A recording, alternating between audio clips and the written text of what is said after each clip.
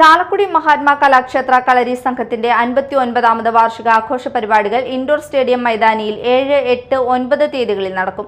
ശനിയാഴ്ച വൈകിട്ട് 7 മണിക്ക് ഉന്നത വിദ്യാഭ്യാസ മന്ത്രി ആർ. ബിന്ദു ആഘോഷ പരിപാടികൾ ഉദ്ഘാടനം ചെയ്യും.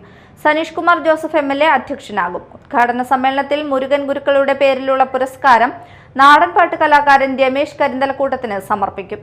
കളരിപ്പയറ്റിലെ യുവ പ്രതിഭയ്ക്കുള്ള കേരള ഫോക്ലോർ അവാർഡ് ജേതാവും കളരി സംഘത്തിന്റെ വൈസ് പ്രസിഡന്റുമായ TP വിജുവിനെ ആദരിക്കും.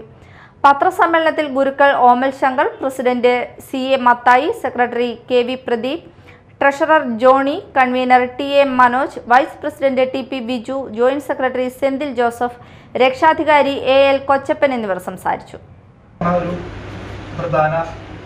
മാറ്റങ്ങളുണ്ട്.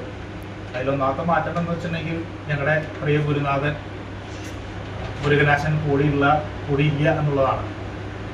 അതുകൊണ്ട് തന്നെ ഈ ഒരു 59ാമത് വാർഷികത്തിൽ 31 കൊല്ലത്തെ പോലീസ് സേവനത്തിന്റെ വിശിഷ്ട സേവനത്തിനുള്ള മുഖ്യമന്ത്രിയുടെ അവാർഡ്, 2016 കേരള സർക്കാരിന്റെ ഫോക്ലോർ ഗുരുപൂജ അവാർഡ്, നാട്ടുവൈദ്യം അവാർഡ്, താക്കോൽക്കാരൻ അവാർഡ്, ഒട്ടനവധി ആദരവുകളും 1000-ൽ പരം ശിഷ്യഗണങ്ങളുള്ള മുരുകനാശാൻ അദ്ദേഹത്തിന്റെ സാന്നിധ്യം അല്ലെങ്കിൽ അദ്ദേഹത്തിന്റെ ആ ഒരു പ്രസൻസ് നമ്മുടെ കളരിയിലും നമ്മുടെ ചാലക്കുടിയിലും എൻ്റെ കുടുംബത്തിലൊക്കെ ഏറെ വേണ്ടപ്പെട്ടതായിരുന്നു. അതുകൊണ്ട് അദ്ദേഹത്തിന്റെ പാവന സ്മരണയ്ക്ക് വേണ്ടിയിട്ട് മഹാത്മാ കലാക്ഷേത്ര കളരി സംഘം ഇക്കൊല്ലം മുതൽ മുരുകനാശാന്റെ പേരിൽ ഒരു പുരസ്കാരം നൽകി ആദരിക്കാനായിട്ട് തീരുമാനിച്ചിട്ടുണ്ട്.